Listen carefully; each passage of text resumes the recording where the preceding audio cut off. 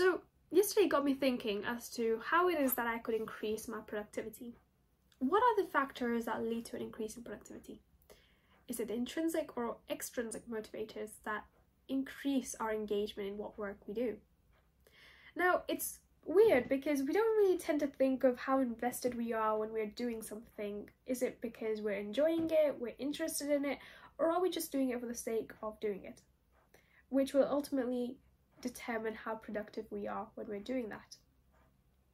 Now, this common misnomer that I've found a lot of individuals install within them is that productivity equates to getting more things done. And that's not necessarily true. Productivity does not always have to mean getting more things done, but it's about learning to enjoy the process of what it is that you're doing and what it is that you intend on achieving.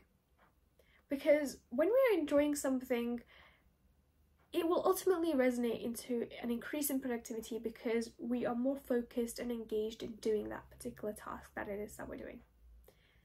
And that's obvious, right? Because when we enjoy doing something like watching anime, watching Netflix, spending time with friends, whatever it is that you enjoy doing, you're a lot more satisfied and you're not having to worry about productivity or motivation. It's only when you are focusing on doing things that require a little bit more effort or that you consider painful in the short term for those long-term gains do we start to incorporate those extrinsic motivators like a reward system. So, if I'm to complete this, I will have the freedom of spending X amount of time watching anime, or meeting my friends, or scrolling through TikTok or Instagram, whatever social media platform you're on. And it's not just when we're at home, when we're with daily chores or with tasks that require manual labor, but even in schools, universities, colleges, there is this incorporation of this reward system that is there to encourage students to engage in their work, to increase that participation, that focus, and their concentration in whatever task that they're given. And there's no doubt that has been fruitful. We do see that students become a lot more engaged in lectures and classrooms when they know that they'll receive a reward as a result, as a byproduct. Even for something like attendance, if you have 100% attendance, you get a certificate to state that you've achieved 100% attendance and you've been in school or college or university every single day. And that is what sometimes engages and encourages individuals to be there every single day, right? Because of that award that they want to receive. And, it's something that National Association of School Psychologists have also identified, that the reward system is what encouraged students and motivated them in completing their work. When reward system is not in place or that it's stripped off, there is a decline in the number of individuals that are completing or students that are completing their tasks. Now, this reminds me of an experiment that was conducted around 1945 by a psychologist named Carl Dunker. And he proposed the candle problem. Now, this may be a term some are familiar of or that they've heard of, but for those of you that aren't aware of it, essentially, imagine that I'm an investigator and I invite you into a room, and before you I present 3 objects: a candle, a few matchsticks, and some thumbtacks. And my question to you is that I want you to attach that candle to the wall to prevent the wax from dripping onto the table. How would you do it? Now, some may propose that they would utilize those thumbtacks and attach that candle to the wall, while some of you may be more creative and suggest that we melt the side of the candle and we adhesively attach it to the wall. Now, both of these are fantastic ideas, but what if I told you that neither of them were going to be effective? The key here is to think beyond the functional fixedness that we have. Now, functional fixedness, for those of you that are unaware, is kind of that cognitive bias that limits an individual's thought process to how an object is used, because they're only acquired to utilizing it in one way that they don't see for it to have been used any other way. So in this case, the box of thumbtacks acts as a receptacle to the tags being present within the box, and we overlook its use as a platform for the candle. So the answer to that question was to utilize the box as a platform to hold the candle. Now you may consider how that is associated with motivation or extrinsic or even intrinsic motivational factors. Now, I'm just going to fast forward a couple of years, and another scientist named Sam Glucksberg conducted the same experiment, just slightly different, where he had two groups, one which will act as a control in this instance, where he told that one group, the control group, that they were conducting this experiment solely to understand the average time it would take an individual to solve a problem. Whilst to the second group, he introduced financial incentives, that is, a reward system. If you were in the top 25% of individuals to quickly solve the problem, you would receive $5. If you were the fastest among everyone in the group, you'll receive $20.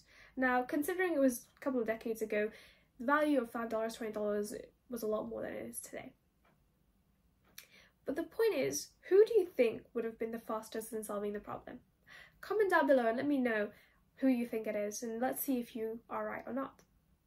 And the answer is the group that had the reward system installed, on average, took 3.5 minutes longer than the control group. That's right, longer. Now that is opposite to what many of us would have anticipated, because of course we'd think that, if reward systems in place, that's likely to motivate individuals in, giving it their all and doing better than the control group. But that's not the case. And what if I told you that that's not an aberration? It's not a one-off experiment that has illustrated this. Again and again, several other experiments after this particular experiment has illustrated similar or the same results. Why do you think that may be? And the answer lies in the fact that the extrinsic motivators tend to narrow our focus and limit possibility. So we stop thinking beyond, what is in front of us. Like in the case of the candle problem, we overlook the use of that box of thumbtacks to be beyond keeping those thumbtacks inside, or for it to act as a platform for the candle. And that is what we need to overcome. So whilst extrinsic motivators are fantastic under certain circumstances, these contingent motivators of if you do this, this is what you will receive, or this is the result you'll gain, isn't always fruitful in all circumstances. Sometimes either it doesn't work, or much worse, it does more harm. So the real way to increase your productivity is to focus on those intrinsic motivations. Why is it that you're doing it? What is the bigger cause that is, that is why you're doing that particular task? How interested are you in doing that task? The more you build on your interest on the things that you're doing and enjoy the tasks that you're doing, the more productive you will become in actually resonating your engagement, concentration and focus in the tasks that you're doing, which will ultimately mean the better grades or better results you'll see.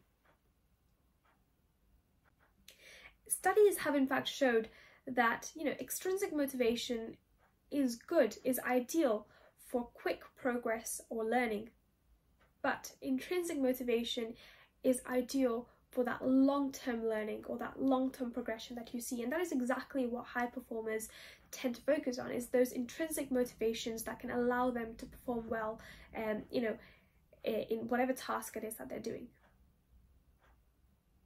So there are multiple ways that you can increase intrinsic motivation, beyond, of course, determining why it is that you're doing the task, what benefit that will reap,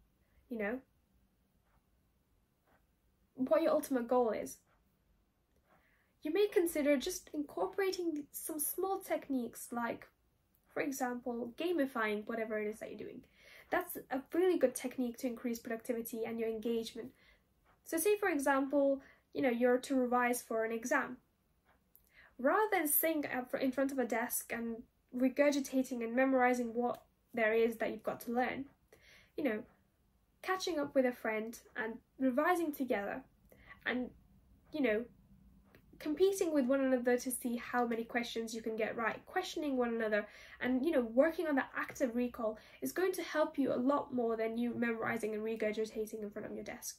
Even if you spend hours on end revising, it's not going to be as fruitful as maybe spending an hour with a friend where you are cross-examining and cross-questioning one another to see what information you're familiar of, what information you know, what information you need to work on, or what topic that you're relatively weak on, that you want to work on. And by focusing on those areas to improve for the exam is going to be a lot more fruitful than regurgitating.